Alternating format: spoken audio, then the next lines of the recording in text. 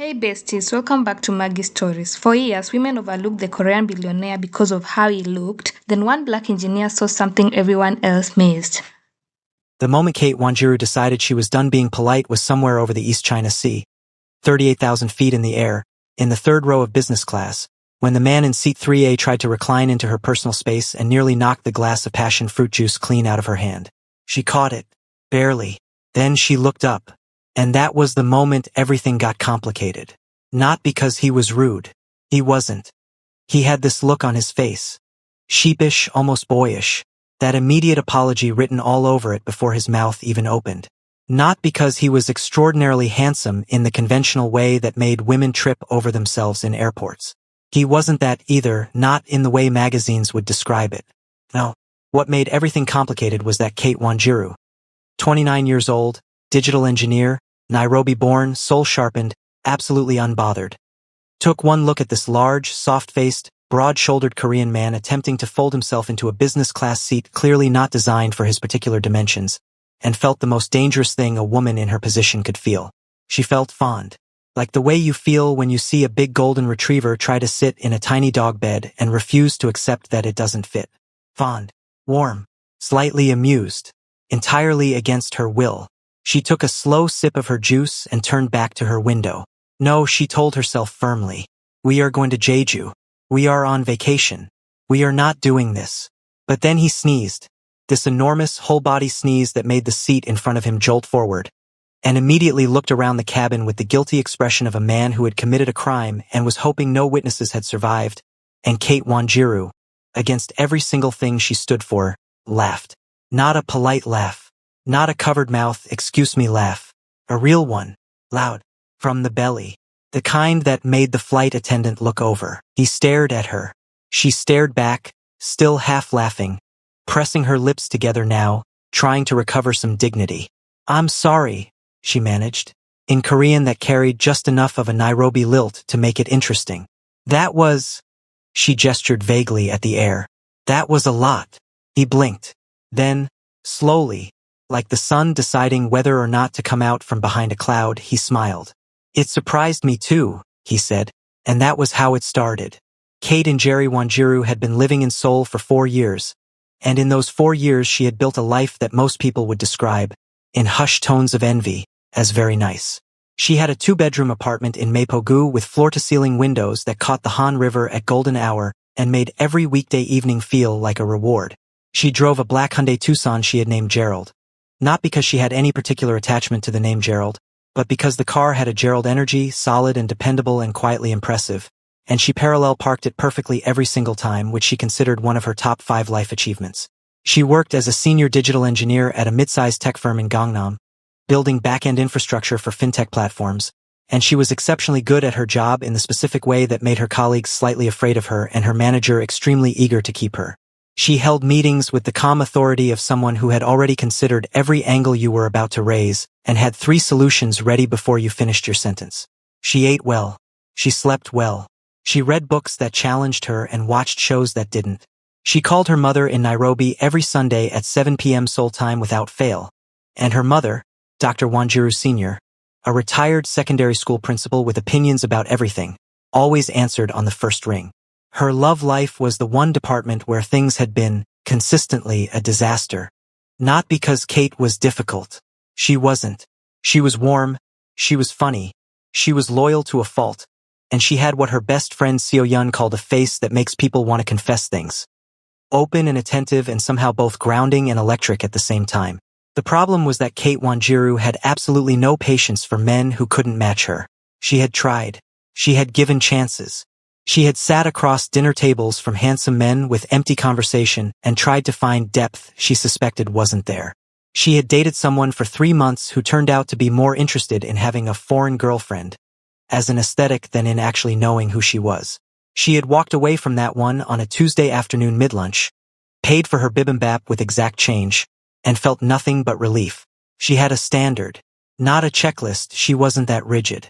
Just a feeling, a sense of yes, this one.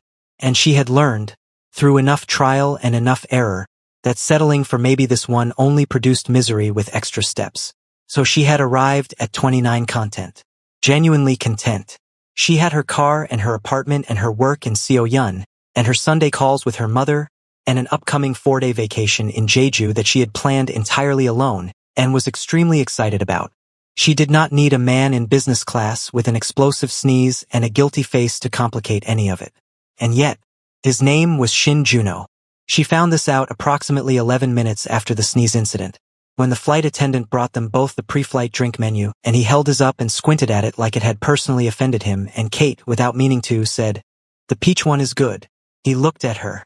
"You've had it. Every time. I fly this airline when I can because of the peach drink specifically." He considered this with the seriousness of a man making an important decision, then turned to the flight attendant and ordered the peach drink. He took a sip. He nodded slowly, the way people nod when something has exceeded expectations. "This is very good," he said. "I know," Kate said. A pause. Then, "I'm Juno. Kate. Korean. Kenyan," she said. "Born in Nairobi. Living in Seoul. Digital engineer. And before you ask, yes, I speak Korean, yes, the winters took some adjusting, and yes, my mother still does not fully understand what a digital engineer is, but she is proud anyway." He stared at her for a second. Then he laughed. Surprised, genuine, a little helpless, and she decided immediately that she liked his laugh. "I wasn't going to ask all of that," he said. "People always want to. I just save time." "Fair enough." He settled back in his seat, or tried to. The seat seemed to require negotiation. He shifted, adjusted, attempted something with the armrest that didn't entirely work, and Kate watched all of this with the neutral expression of someone exercising tremendous self-control. "The seats are smaller than they look," she offered generously. "They are," he agreed, with a dignity that she respected enormously. "Jeju?" she asked. "Vacation. First one in 2 years." He said it simply, but there was something underneath it. A weight she didn't examine yet. "You? For days. I have a list." "Of what?" "Everything. The Black Pork restaurant by the eastern coast. The sunrise hike at Songsan. A specific cafe that has a lemon cake that people travel for. I have a spreadsheet." He looked at her the way people look at things that surprise them in a pleasant way. "A spreadsheet. I'm an engineer," she said. "It's not that strange." "No," he said. "It makes sense." And then, after a small pause, "I don't have a plan. None at all. I thought I'd just see what happened." Kate turned this over. "That's brave," she said, and meant it in at least 2 different ways. They talked for most of the flight. Not continuously, there were stretches of silence, where they both turned to their respective windows or their phones, comfortable silences that Kate noticed with mild alarm, because comfortable silence with a stranger on a 50-minute flight was not something she had experienced before. She found out that he was 33, that he ran the family company Shin Holdings, which she recognized immediately as one of the larger real estate and hospitality conglomerates in the country, that he had taken over from his father 3 years ago and had spent every month since making decisions that would have kept her awake every night but seemed to sit on him with a practiced heaviness, like a coat he had learned to wear. She found out that he liked photography. Badly, he clarified, he had a nice camera that he used incorrectly, and he was at peace with this. He liked the act of it, he said, trying to catch something before it moved.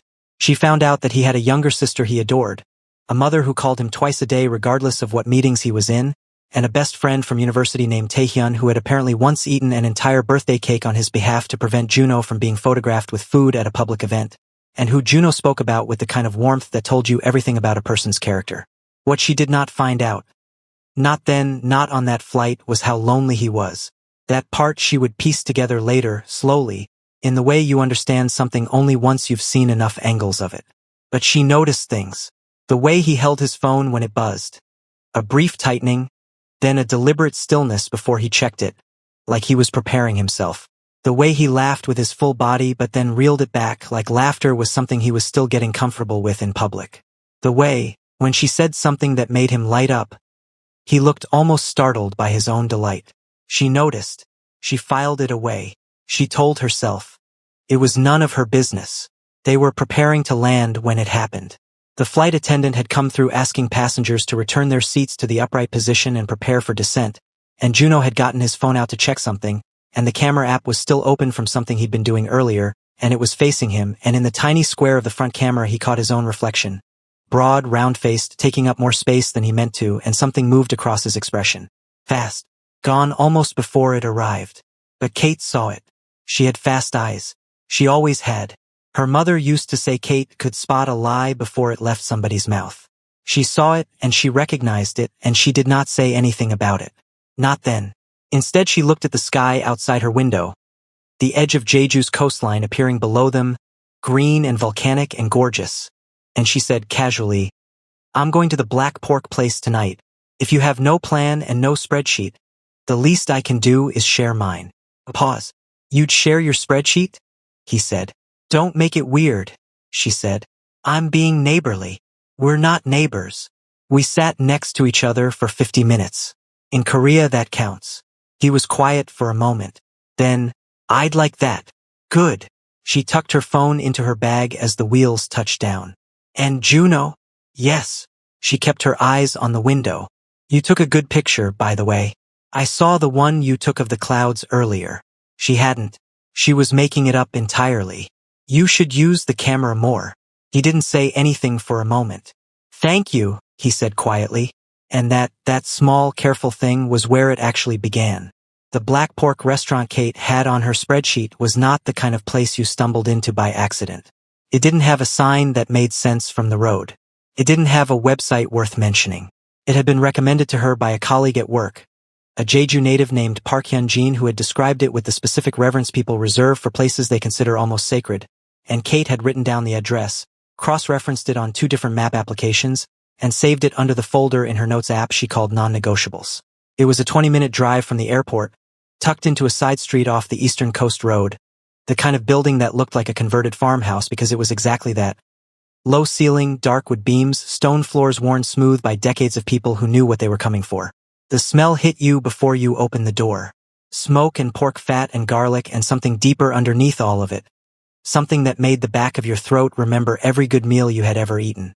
Kate stood outside it at 7:15 in the evening, breathing it in, and felt the specific satisfaction of a plan executed correctly. Juno stood beside her with his hands in his jacket pockets, looking at the building. "This isn't on any of the tourist lists," he said. "That's why it's on mine," Kate said.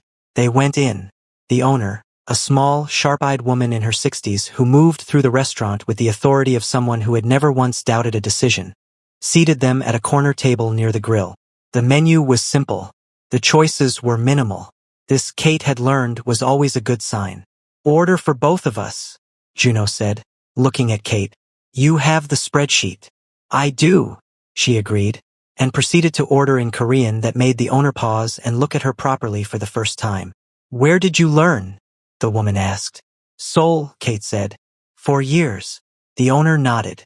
Slowly, the way people nod when something has met an internal standard. Then she went to put the order in and came back with 2 small cups of barley tea without being asked, which Kate accepted as the high compliment it was. "She likes you," Juno said. "Everyone likes me," Kate said pleasantly, wrapping both hands around her tea. "It's a burden I carry." He looked at her for a second and then laughed. That same surprised, whole-body laugh from the plane, and Kate felt the same small, satisfied feeling she had felt then, like she had solved a puzzle she hadn't meant to pick up. The food came in stages. First, the banchan, small dishes arranged around the grill with the precision of something that had been done 10,000 times. Then the pork itself, thick slices laid across the charcoal grill, and the smell that rose from it was extraordinary, the kind that made conversation pause for a moment out of pure, involuntary respect. Kate took her chopsticks and arranged things on the grill with the focused attention of someone who took this seriously. Juno watched her. "You cook?" he asked. "Not especially," she said. "But I eat exceptionally well." "There's a difference." "What's the difference?" "A cook knows how to make it. I know how to experience it. Different skill set, equal value." She turned a piece of pork. "My mother is the cook. She could feed 40 people out of 4 ingredients and still have opinions about what was missing. I inherited the appetite. The talent skipped a generation." "What does your mother think about you living in Seoul?" Kate considered the question. "She thinks it's temporary," she said. "She has thought it was temporary for 4 years. She's added a disclaimer to it now. She says when you eventually come home instead of when you come home, which I think is her version of accepting it without accepting it. She misses you. Terribly. She would never say that with that word. She would say she worries about whether I'm eating enough, which means the same thing in mother language. Juno smiled at that. My mother is the same. She calls twice a day. Does she say why? The first call is to check if I ate. The second call is to check if what I ate was acceptable. Kate laughed. That's quality control. That's not a mother, that's a system. She runs a tight system, he agreed.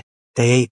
The pork was everything Hyunjin had promised and then some, charred at the edges, yielding in the middle, eaten wrapped in perilla leaves with a scrape of fermented paste and a slice of raw garlic that hit the back of your sinuses in a way that felt almost medicinal.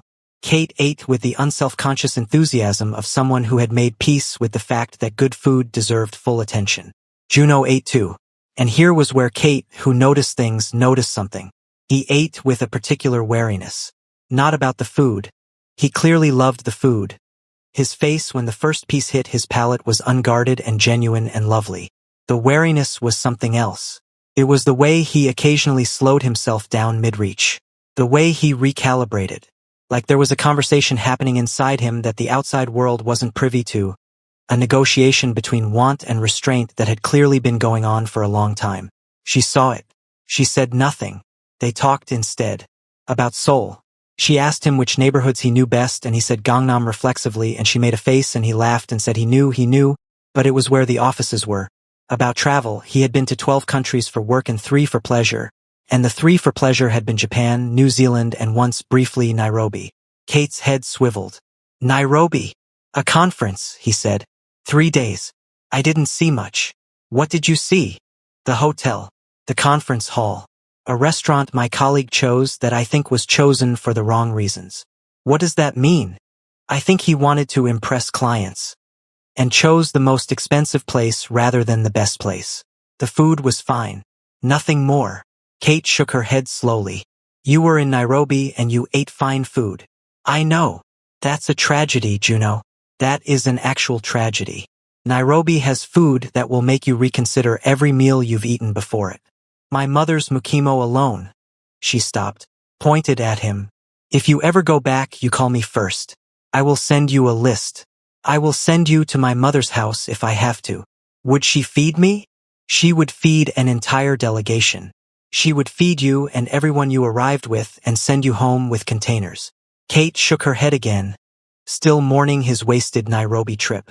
Fine food. Unbelievable. He was grinning now. I'm sorry. I didn't know. You know now. She pointed at the grill. Eat that before it overcooks. He ate it. It was after the meal. Tea in hand, the restaurant quieter now.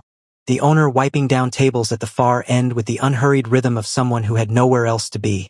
When it happened, Juno had his phone out. He had been taking pictures intermittently through dinner of the food, of the light through the paper screens, of the texture of the stone floor. He wasn't very technical about it. He pointed the camera at things that interested him and pressed the button, and there was something almost charming about the uncomplicated honesty of that approach. Now he turned the camera on himself. Or tried to. He held the phone up, looked at the screen. Something shifted, that same micro-expression she had caught on the plane, quick as a blink, and then he did the thing. He held his breath, pulled his chin back, straightened his spine, and very, very subtly, with the determined effort of a man who had done this before, he sucked in his stomach. The phone tilted slightly with the effort. His expression became the concentrated face of someone trying to look casual while doing something extremely not casual. He pressed the button. Kate watched all of this. She tried. She genuinely tried. She made it approximately 4 seconds before she started laughing. Not a small laugh. Not a polite laugh. The laugh came from somewhere deep and unstoppable. The kind that bends you forward and takes your breath and doesn't care at all about the restaurant or the other diners or anything except the fact that what she had just witnessed was the funniest thing she had seen in recent memory. What? He said. Defensive. Slightly mortified. Nothing, she managed, pressing the back of her hand to her mouth. Her eyes were watering. Nothing, You're laughing at me. I'm not laughing at you. I'm laughing near you. There's a distinction. You were watching me take a picture. I wasn't watching, I just happened to. She dissolved again, took a breath, steadied herself, looked at him, dissolved again. Kate. The stomach, Juno. She said it kindly. She said it the way you say something to someone you are already, against all your intentions, a little fond of. You sucked in your stomach for a selfie in a restaurant where no one is looking at you. He opened his mouth, closed it. My cousin Kamau used to do that, she continued, the laughter softening into something warmer. Every family photo from 2015 to 2018, Kamau is in the background holding his breath like a man who has made a commitment. My aunt has an entire album. We look at it every Christmas. Something moved across Juno's face.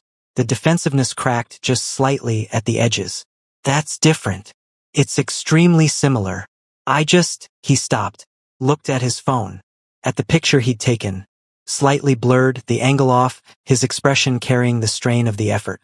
He looked at it for a moment too long. Kate's laughter quieted completely. She had fast eyes. She always had.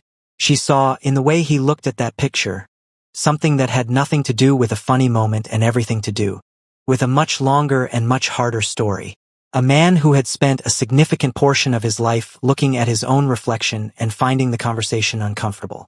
Who had learned to preemptively manage how he appeared before anyone else could manage it for him.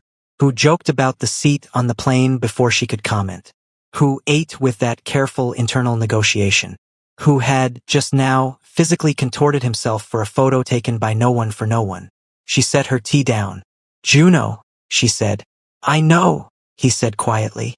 You don't have to. Show me the photo. He looked up. What?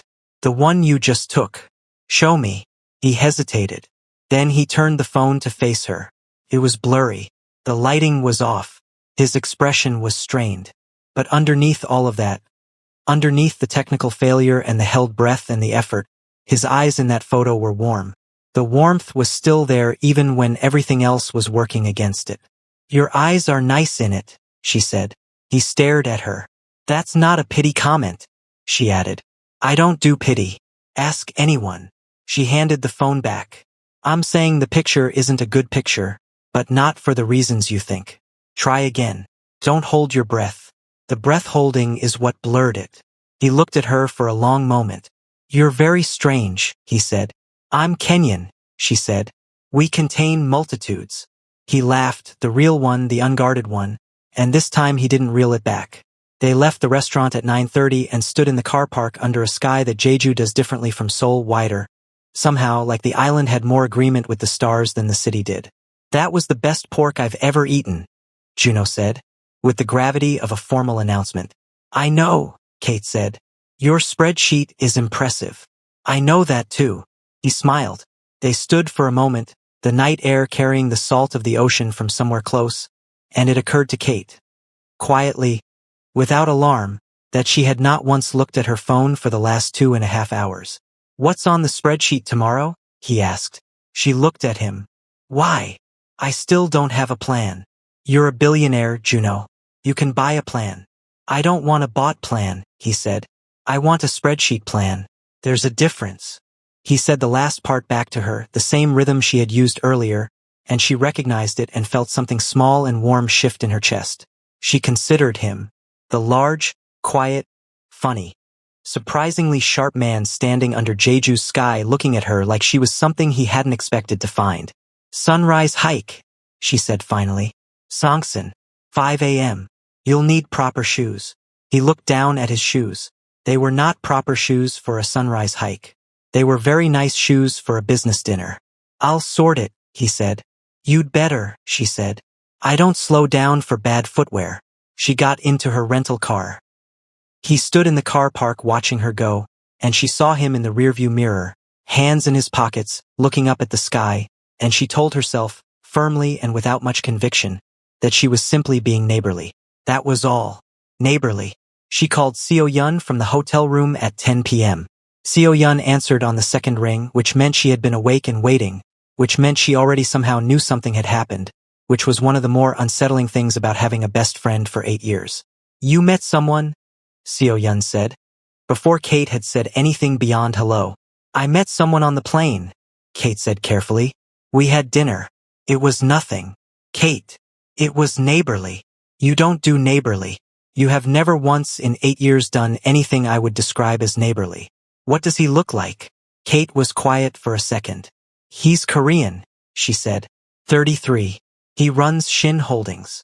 She paused. He's large. Not tall large. Just large. Broad. Soft-faced. She stopped again, choosing words with the precision of someone who was aware they were constructing a portrait. He has a nice laugh. He earned it. It didn't come easy. Silence on the other end. You like him, Seo-yun said. I had dinner with him. Kate.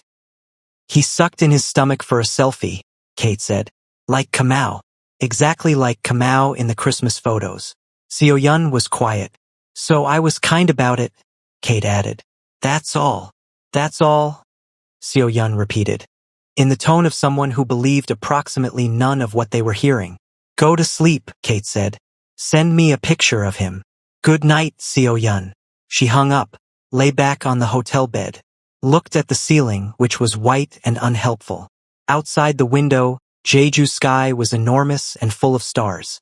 She had a sunrise hike at 5 a.m. She should sleep. She didn't sleep for a long time.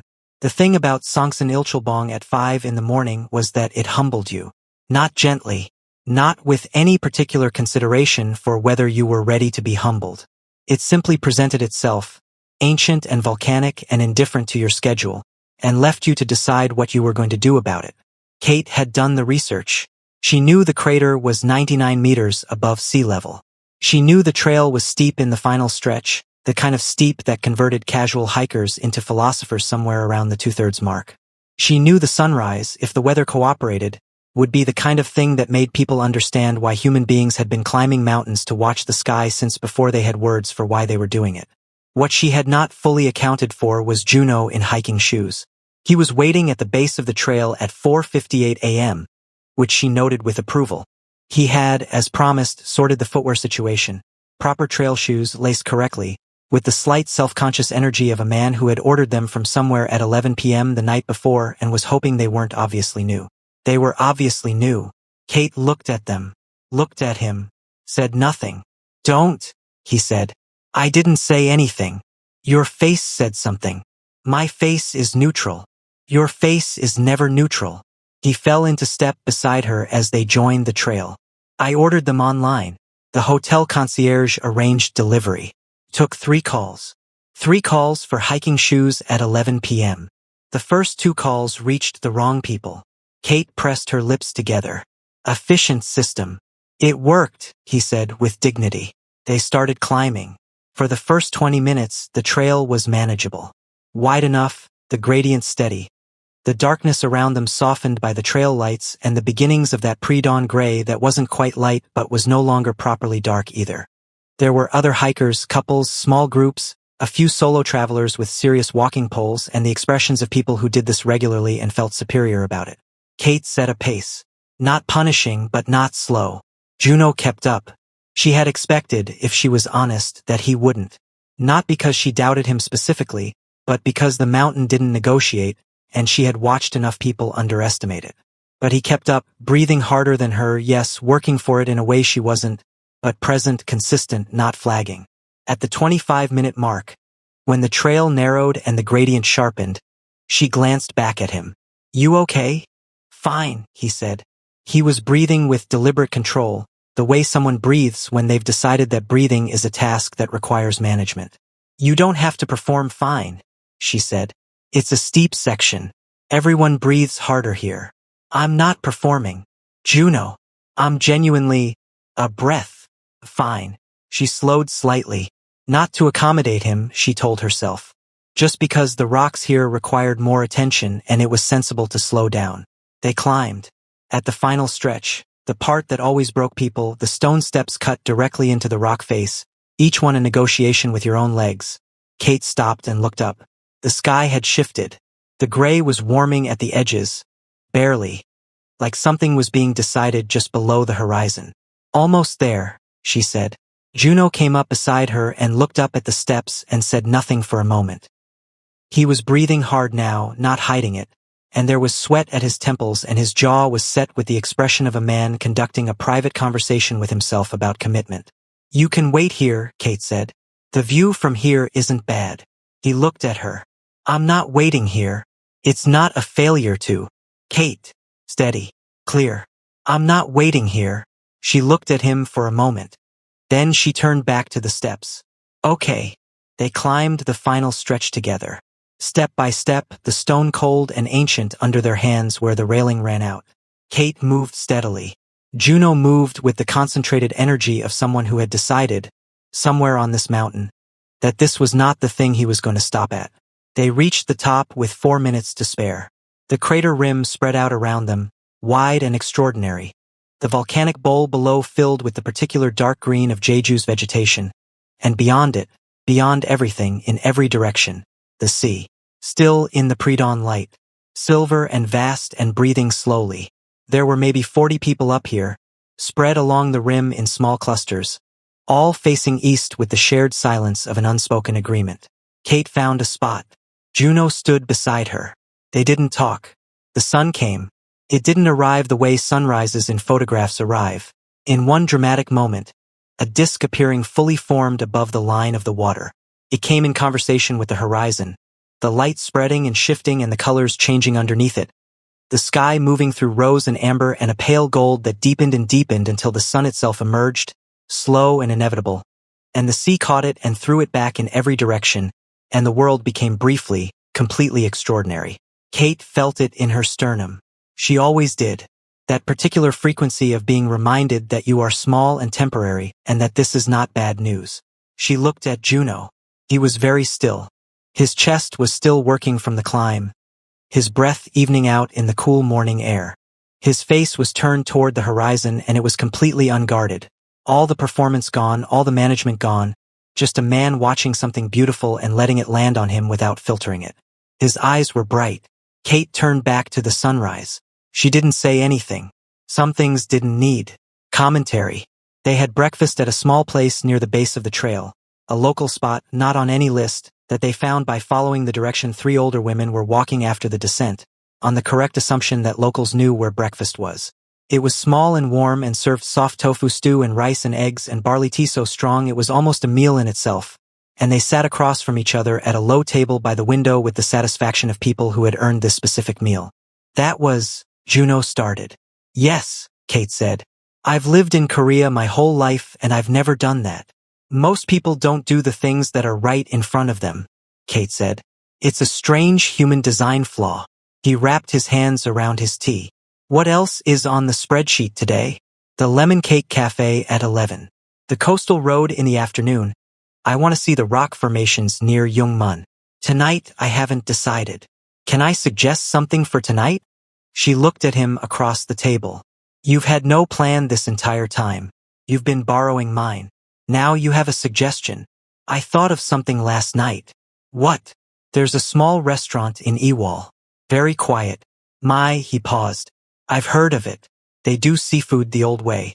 No menu. Whatever came in that day. Kate considered this. Who told you about it? A small hesitation. My mother. She grew up in Jeju. She used to talk about a place like this. He looked at his tea. I don't know if it's still the same, but I thought we could try. Kate looked at him. At the way he said my mother, the quick, careful redirect, the almost something he had pulled back before it became something. She filed it. All right, she said. Tonight, yours. He looked up. Something in his face, relieved, she thought. Quietly, genuinely relieved. Good, he said. The lemon cake was everything the internet had promised and slightly more. They sat in the cafe, all white walls and windows. And the smell of citrus and butter, and Kate ate hers with the focused appreciation it deserved, and Juno ordered a coffee and then looked at the cake and then looked at Kate and then looked at the cake. Order it, Kate said, without looking up. I didn't say anything. You've looked at this cake 4 times. I was looking at the cafe. Juno. He was quiet. Kate put her fork down. Looked at him properly. Can I ask you something? You're going to anyway. True.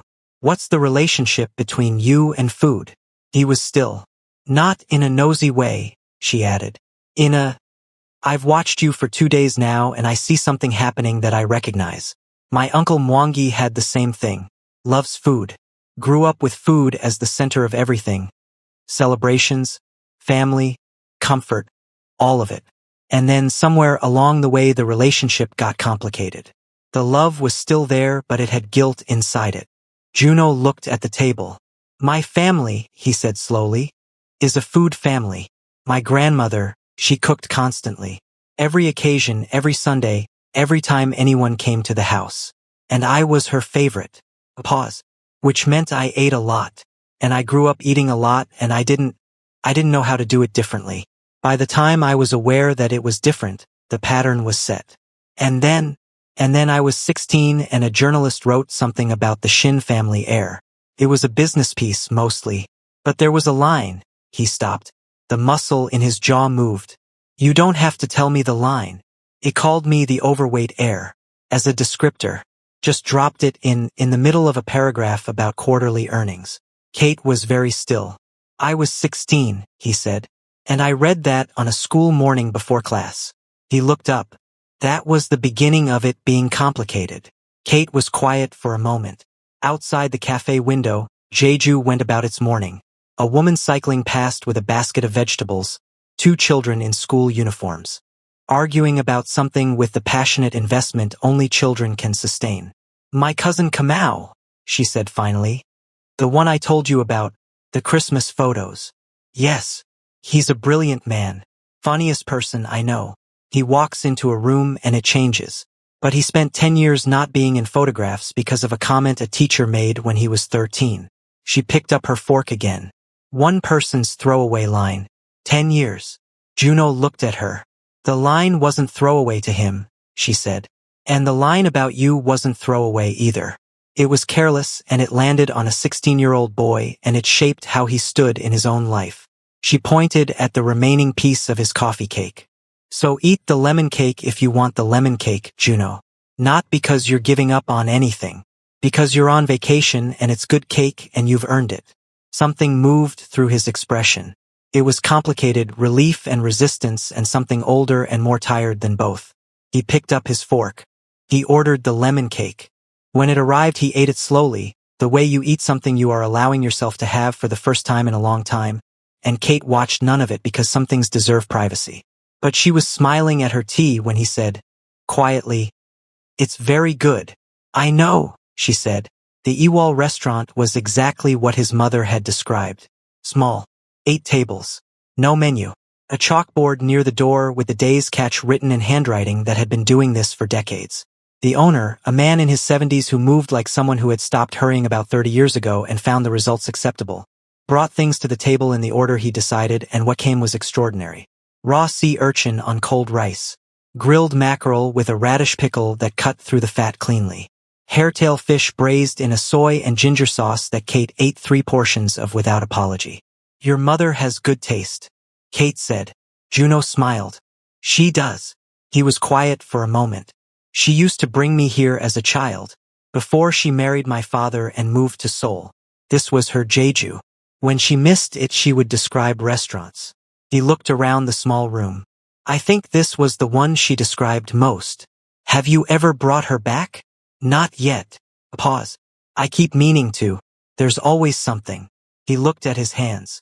There's always a meeting or a decision or a situation that needs handling. And I keep meaning to, and I haven't. Kate thought about her mother in Nairobi. About Sunday calls at 7 p.m. About when you eventually come home. Bring her, she said simply. Whatever is on your schedule in the next 3 months. Block 2 days and bring her here. It's not that simple. It's exactly that simple. The meeting will be rescheduled. The decision will wait. Your mother's memory of this place won't. She reached for more hairtail fish. I'm not trying to tell you how to run your life. I'm telling you what I've learned from watching people wait for the right moment. The right moment is not a thing that happens to you. It is a thing you make. He looked at her across the table. You say things very directly, he said. Kenyan, she said. We don't do decorative language. I've noticed. But he was smiling when he said it. Do you always know the right thing to say? No, she said. I often know the right thing to say and say it at entirely the wrong time. Ask Seo Yun. She has a list. She poured them both more barley tea from the small pot the owner had left. But with you, I don't feel like I need to calibrate it. You're easy to be direct with. Is that good? It's rare, she said. Which makes it good. He was quiet. The restaurant moved around them softly. The low conversation of the other tables, the owner's unhurried passage between them, the sound of the ocean somewhere outside, present without being intrusive. Kate, Juno said. Can I ask you something direct in return? She looked up. Go ahead. The men before me. He stopped. The ones that didn't work. What went wrong? She looked at him steadily. That's personal. Yes. You still want to ask it? I want to understand you, he said, simply, without performance. You don't owe me an answer, but you said you're easy to be direct with about me. I wondered if the same worked the other direction. Kate set her tea down, looked out the window at the Jeju night. The street lamp, the parked cars, the distant suggestion of the sea. They couldn't hold themselves, she said finally. That's the only way I know how to put it. They were good-looking, and some of them were clever, and some of them were kind in the ways that were easy to be kind. But when something got hard, when they were challenged, or when I didn't perform exactly the version of me they'd decided on, they folded. She paused. I don't fold. I learned early that I don't fold. And I don't want to be with someone who does. Not because I'm harsh. Because I can't trust a person who can't hold their own shape under pressure. Juno said nothing. The last one, she said, told me I was intimidating, as though that was a flaw to correct. She picked her tea back up. I am many things. Intimidating is not an insult to me. But the way he said it, he meant it as a request. He wanted me smaller. And I am not small. I was never going to be small. So that was that. You didn't try to be smaller? Not for a single day, she said. He nodded slowly, like something had been confirmed. What? She said. Nothing, he said. I thought you were someone who had never needed anyone to choose them. You walk like that. Everyone needs to be chosen, Juno. She said it without softness, just plainly. The trick is learning to only need it from people worth the needing. The owner came to clear the table, moving between them with the comfortable invisibility of a man who had heard 10,000 dinners without listening to any of them. He set down 2 small cups of siki, the sweet rice drink, without being asked. Kate wrapped her hands around hers. On the plane, she said. When you looked at that picture of yourself, what were you thinking? He was quiet for long enough that she thought he wasn't going to answer. I was thinking, he said, that I have been the punchline of my own story for long enough that I've stopped noticing I'm doing it. The silence after that was full and quiet and serious. Then stop, Kate said. Just like that. It starts like that. Just the decision. The rest follows the decision. He looked at her. How do you know? Because I've watched people change, she said. And the ones who actually changed, they all said the same thing afterward. They said it started the day they decided it was going to be different. Not the day they figured out how. The decision comes first.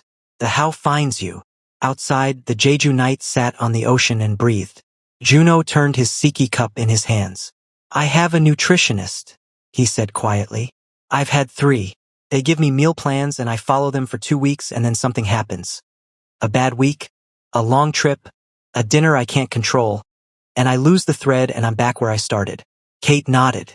The plan isn't the problem. No, the plan is fine. The problem is that the plan is something being done to you. Prescribed. External. You follow it the way you follow a work brief, competently without ownership. She tilted her head slightly. What if it was something you understood from the inside? Not a plan someone gave you, but a logic you actually knew. He looked at her with the expression of someone hearing something land accurately for the first time. I'm not a nutritionist, she added. I want to be clear about that. I'm a digital engineer who reads too much and has a very opinionated mother. But I've done a lot of research on this. Because of my uncle Mwangi. And what I learned is that it's not about willpower. Willpower is a terrible system. It's about understanding what your body is actually doing. What do you mean? Intermittent fasting, she said. Not as punishment.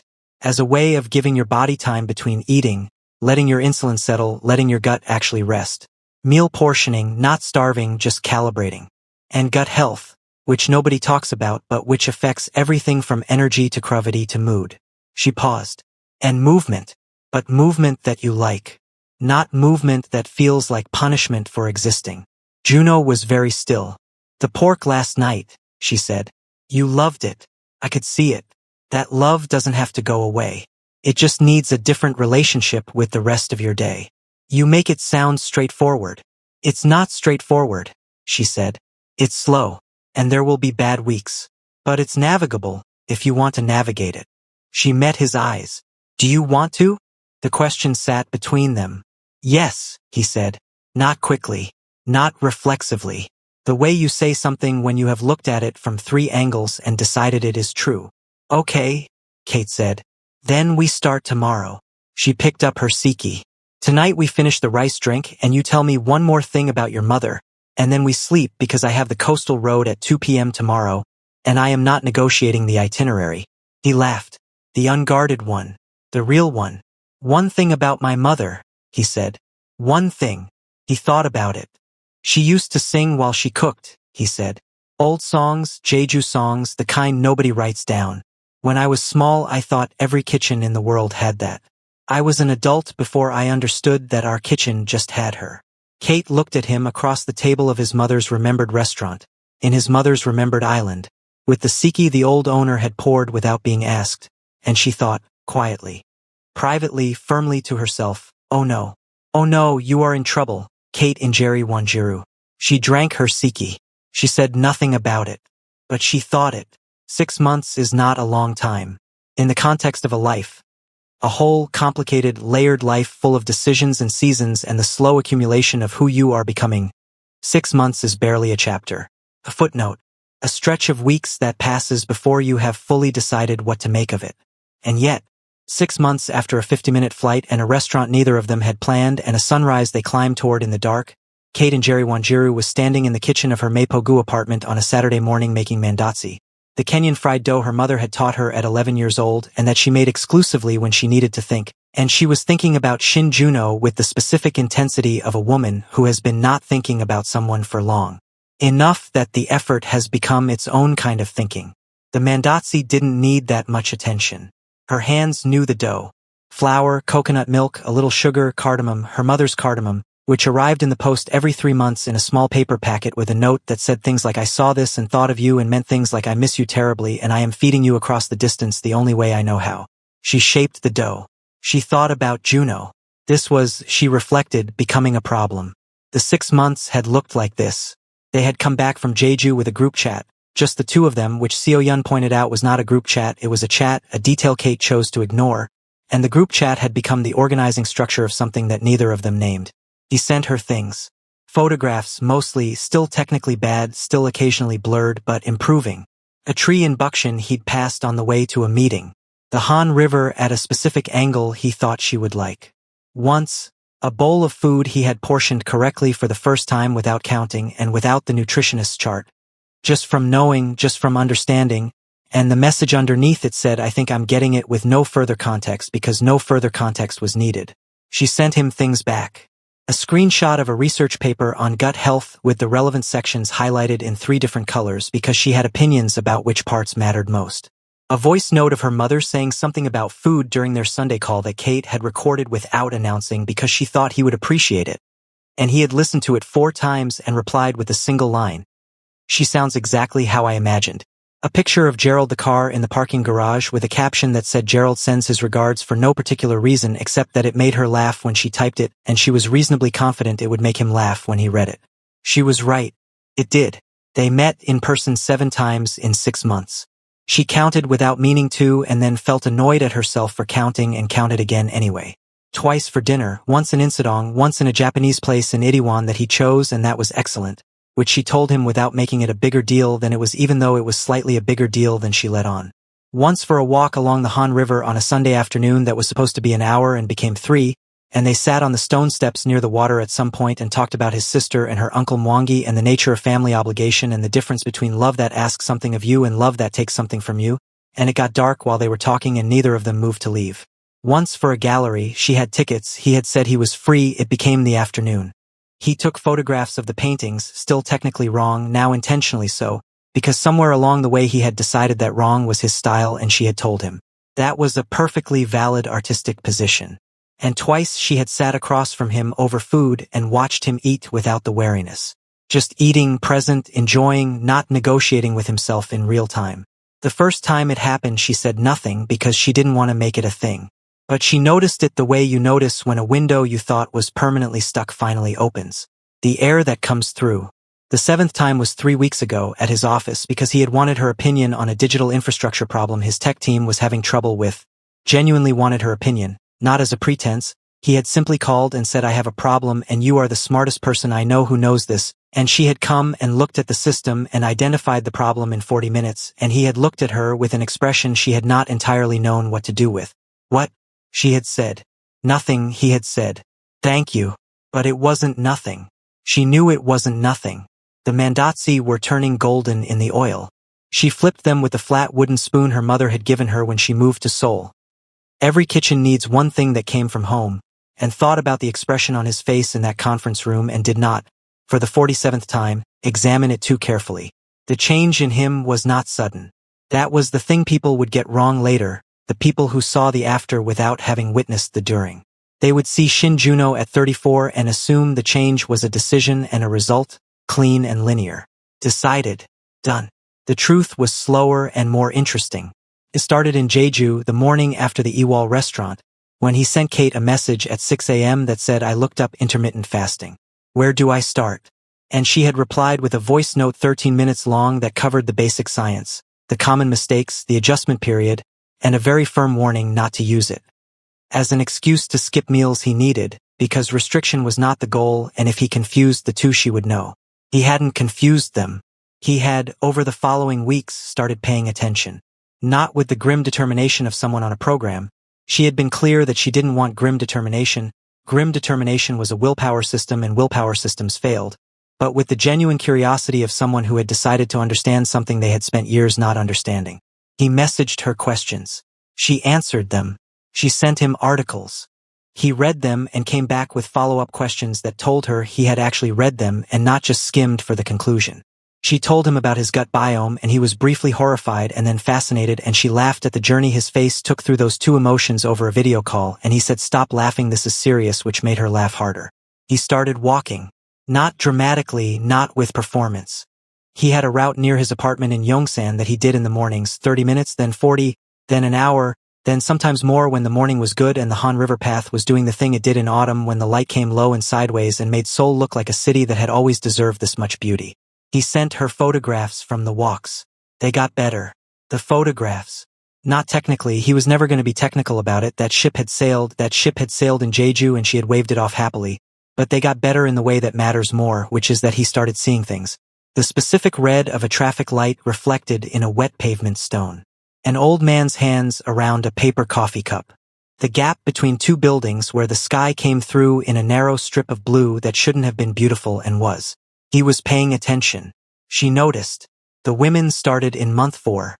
Kate found out about the first one from Taehyun, Juno's best friend, who she had met in month 2 over a dinner that Juno had clearly arranged with some nervousness and that Taehyun had approached with the transparent evaluation energy of a best friend doing his job properly. He had assessed her across the table for approximately 20 minutes and then, apparently satisfied, had become immediately and completely himself. Loud and funny and deeply irreverent about Juno in the specific way that only people who love someone completely can be. Taehyun texted Kate directly now. This was, she felt, either a great honor or a mild threat. The text said, "Heads up, Jisoo Han came back." Kate was in a code review when this arrived. She finished the code review, made her notes, sent her feedback, closed the laptop, and then looked at the text again. "Who is Jisoo Han?" She typed back. Someone who told him she couldn't be seen with him at industry events. 2 years ago. Now she's texting him again. "Thought you should know." No reason. Kate stared at her phone. "Why are you telling me this?" she typed. "No reason," Taehyun said again. "How's Gerald the car?" She put the phone face down on her desk. She picked it up again. She put it down again. She heard about it from Juno himself 3 days later, which she respected. They were on the phone often, easy and long, the kind of phone calls she hadn't had since university when time was abundant and conversations could go wherever they wanted. And he mentioned it the way you mention something you have decided to mention because not mentioning it would be its own kind of statement. Someone reached out, he said. A woman I knew before. She saw me at an event last week and she sent a message. Kate was on her balcony, the Han River doing its evening thing below. And I haven't replied. Why not? A pause. Because it felt important to tell you about it first. The evening air was cool. Seoul moved through its Friday the way it always did, alive and layered and certain of itself. Why? She asked. Kate. I'm asking genuinely. Why did it feel important to tell me? Another pause. Longer.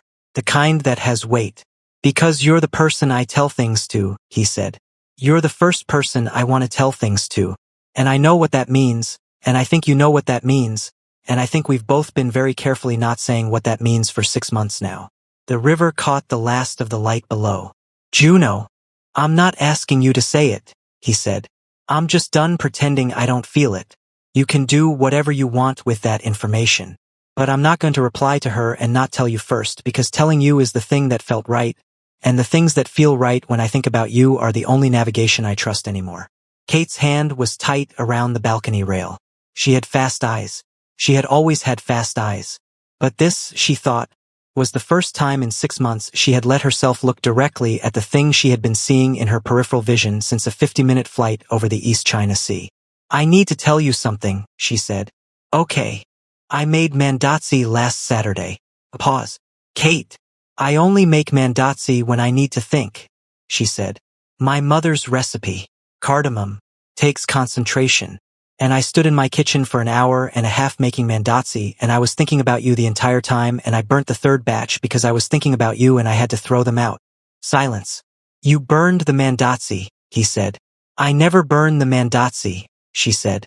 I have been making mandatsi since I was 11 years old. My hands know that dough. I burned the third batch because I couldn't stop thinking about you. She could hear him breathing. Slow and steady, the way he had breathed on the mountain, the way he breathed when he was managing something carefully. What were you thinking? He asked. That you are the easiest person I have ever known, she said. Not simple, you are not simple, but easy. Being with you is easy in the way that nothing that matters usually is. And I have spent 6 months telling myself that easy is suspicious. That I should be careful. That I don't know enough yet, or I know too much already, or... She stopped, took a breath. That I would be choosing someone the world had decided was a problem. Quiet. And, he said, and the world, Kate and Jerry Wanjiru said, can mind its own business. The sound he made, it wasn't a word. It was the sound of something releasing, like a breath held too long, like a window finally opening. Kate, he said, don't make it into a speech, she said. And her voice was steady even though her chest was doing something complicated. I'm just telling you the truth. You're the person I make mandatsi about. That's the truth. I will never let you live down burning the third batch, he said, and she could hear the smile in it.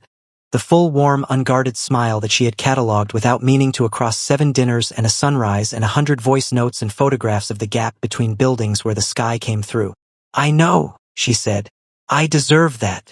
They did not suddenly become simple. She wanted to be clear about this, to herself and to Seo Yun, who called the next morning having somehow already heard something, and to her mother, who she told the following Sunday with the careful phrasing of someone managing a woman who would make 17 inferences from 3 words. Real things were not sudden.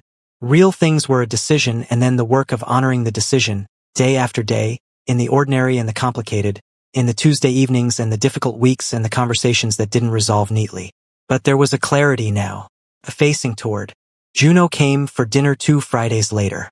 She cooked properly, a full Kenyan spread, githeri and sukuma wiki and grilled tilapia and mandatsi, always mandatsi now. Mandatsi had become something between them, and he arrived with flowers that were too many and slightly the wrong kind and entirely correct, and he stood in her kitchen watching her cook with the expression of a man who had been given access to something he intended to take care of.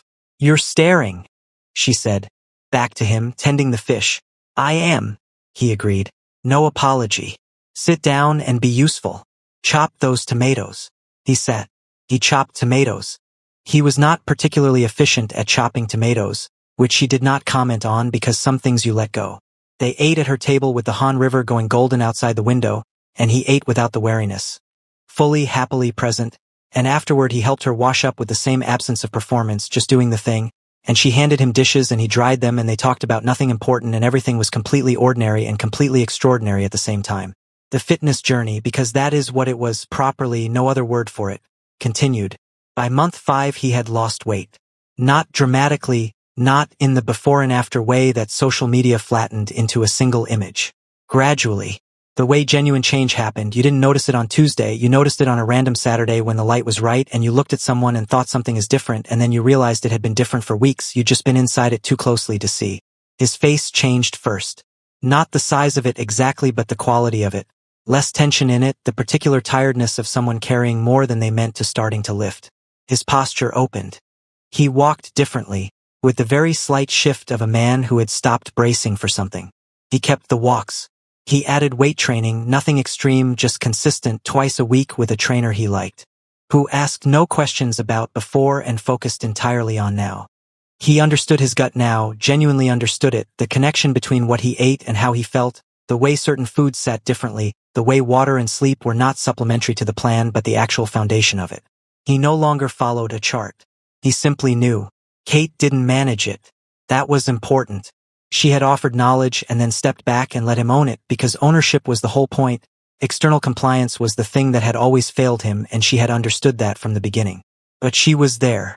She was the person he texted at 6 a.m. when the walk was good and the light was doing something worth documenting. She was the person who got the photographs. She was the person who said I told you gut health was the missing piece in a voice note delivered with exactly the smugness it deserved. And he had replied with a 17-second voice note of him laughing. She had listened to it 4 times. She would deny this under questioning. The women came in earnest around month 5. Not just Jisuhan, who had not received a reply and had, after a second message and a third, apparently understood the message in the silence. But others. A colleague's introduction at a dinner that Juno described to Kate with the bewildered honesty of a man still calibrating to a new reality. She kept finding reasons to sit near me. Taehyun said it was obvious. I wasn't sure if it was obvious or if Taehyun was exaggerating. Taehyun had not been exaggerating. A woman at a charity event who had, by Taehyun's account, made pointed and specific conversation with Juno for 45 minutes and given him her card at the end in the way people give cards when cards are not what they're offering. And Min Young Seo. Kate learned about Min Young Seo from Juno directly, on a Wednesday evening call, delivered with the same transparency he had established as his standard. Min Young Seo had been at a gala. She had made her way across the room to him specifically. She was beautiful, she was accomplished, she was from a family that understood his family. She had looked at him. Juno said this part quietly, like it was still slightly strange, like he was worth crossing a room for. She asked if I was seeing someone, he said. Kate was very still. What did you say? I said yes, he said, clearly, without hesitation. The stillness broke. Something warm and uncontrollable moved through Kate's chest. She pressed her lips together and looked at the ceiling of her apartment. Juno, she said. I said it before I thought about it, he said, which I think means it was more true than if I had thought about it. That's, she stopped, steadied herself. That's correct reasoning. I know, he said, and she could hear the smile. I'm learning from someone very smart. Don't flatter me. It's not flattery. It's documentation. She laughed, the real one, the loud one, the one that didn't care, and he laughed with her, and the Wednesday evening unreeled around them both in their separate apartments across the city, warm and ordinary and full of something that had no better name than this. He met her mother in March. Not in Nairobi, that trip was being planned. The planning of it was its own ongoing conversation full of her mother's opinions about which restaurants and which routes and the correct number of days. But her mother came to Seoul in March for a conference. She had friends in the Korean education sector from years of academic exchange, and the conference was real. But Kate suspected the timing was not entirely unrelated to the person Kate had been mentioning in Sunday calls for 6 months. Dr. Wanjiru Sr. arrived at Incheon with 2 suitcases and the energy of a woman conducting an assessment. She met Juno for dinner on the second evening. Kate had chosen the restaurant neutral ground, good food, good light. She had coached nobody because coaching would have been its own kind of failure. Her mother arrived first, which Kate had expected, because her mother was always early to things she considered important. Juno arrived 4 minutes after, which was early enough. He shook her mother's hand. He had done his research, not obviously, not in the way that was performance, but he had learned a few words of Kikuyu that he deployed at the right moment, and Kate's mother looked at him with the sharp eyes of a former school principal and then looked at Kate and then looked back at Juno. "Sit down," her mother said, in the tone that was her version of approval. He sat. She interrogated him gently for 40 minutes. His family, his work, his intentions, the way he spoke about his mother, the way he spoke about difficulty, whether he did it with self-pity or with the matter-of-fact quality of someone who had processed things properly. He answered everything directly. No performance, no charm offensive, just the truth plainly offered, with the same ease that Kate had noticed on a plane over the East China Sea when none of this had started yet. At the end of the dinner over tea, her mother said to Kate, in Kikuyu conversationally, as though Juno wouldn't understand that something was being said, "This one has good eyes." It was the highest compliment her mother gave. Kate had heard it applied to exactly 3 people in her life before this. She looked at her tea and said nothing and felt completely undone. He brought his mother to Jeju in April. 2 days, as Kate had told him. He had blocked them in his calendar in February and protected them with the determination of someone who had decided that the right moment was a thing you made. His mother, Mrs. Shin, 61 years old, with her son's warm eyes and a way of holding a room very quietly, went back to Jeju for the first time in 11 years and stood outside the Ewall restaurant and was very still for a moment. Juno stood beside her. She said something Kate would never know the full content of. It was private, it was the kind of thing that passes between a mother and a child that has no audience. But Juno told Kate, afterward, that his mother had taken his hand while they stood there. Just taken it and held it without comment, the way you hold something you are glad is still there. He had the photographs. He had taken them after the restaurant, the coastal road, the sky over the water in that particular Jeju way that was bigger than Seoul and quieter. The photographs were good. Kate looked at them in her apartment on a Tuesday evening and thought about a man on a plane who had sucked in his stomach for a selfie and looked at the result with the expression of someone losing a long argument with himself. She looked at the photographs from Jeju and thought about what a year could hold. He proposed on a Wednesday. Not a special Wednesday. Not a planned for, engineered, decorated Wednesday. A completely ordinary Wednesday in May when Kate was on her balcony with tea and the Han River was doing nothing in particular and he came over after work and they ate leftover githeri from the night before and watched something on television they were both only partially paying attention to. And then he turned to her, in the middle of the completely ordinary Wednesday, with the simple direct energy she had always trusted most in him, and said, "I want to marry you. Not will you marry me. Not with a ring yet." The ring came 3 days later, chosen together, which was the correct way for them to do it because Kate had opinions about rings and he had known this without being told. But first, just that. The statement before the question. The declaration offered plainly, without theater, in the language that was most genuinely his. "I want to marry you." Kate looked at him. She thought about the mandatsi she had burned. About the sunrise they had climbed toward in the dark. Before either of them knew what they were climbing toward. About the photograph of the clouds on the plane, which she had never actually seen and had made up, and which she should probably tell him about at some point. About the way he had looked at that first selfie at himself with the tiredness of a man who had been losing a long argument. About the way he looked now. "Okay," Kate in Jerry Wanjiru said. "Okay." He raised an eyebrow. "Yes?" she corrected, the smile pulling at the corner of her mouth. "Obviously yes. I burned the mandatsi, Juno. I told you about the mandatsi. What did you think that meant?" He laughed. "The real one. The one that filled the room." She let herself be pulled into it, into him, into the laughter, into the completely ordinary Wednesday that was somehow also the best day. And outside the window the Han River went on doing its slow, certain, unhurried thing, the way rivers do when they have decided where they are going and nothing is going to change that. At the wedding, held in Nairobi in October, at a venue Kate's mother had selected with the authority of a woman who had been planning this in some internal document since approximately the Sunday call in November when Kate had said, "I met someone on a plane," and tried to make it sound like nothing. Taehyun gave a speech.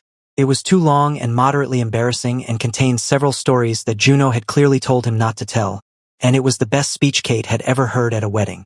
The part she remembered most went like this. "I have known Juno since we were 19 years old, and I want to tell you something about him that he will never tell you himself. He is the person who, when you are struggling, shows up. Not with advice. Not with a plan. Just shows up, and stays, and is present until the struggling passes. He has done this for me more times than I can count. He did it quietly and without recognition because that's how he does things, without recognition, without announcement, without making sure you noticed. I think Kate noticed. I think she is the first person in a long time who looked at everything he actually was instead of the version of him that was easiest to dismiss. And I think, here Taehyun had stopped, uncharacteristically, and looked at his oldest friend across the room. I think my brother has been waiting to be chosen like this his whole life. And he was worth waiting for. He was always worth waiting for. Juno was looking at the table when Taehyun said this. Kate was looking at Juno. She reached across and put her hand over his. He turned it over and held it without looking up because some things you receive quietly, and he had always known how to receive things quietly. Good eyes, her mother had said. Yes, Kate thought. The very best ones. Hey besties, in this story we learned that never judge someone's worth by their appearance. The right person looks beyond what the world sees and recognizes the character, kindness, and strength hidden underneath. Real love doesn't happen because someone becomes perfect. It happens when someone is truly seen, accepted, and valued for who they are. Sometimes the right person everyone overlooks is the one worth choosing the most. Thank you so much for watching. Kindly like, subscribe, and share.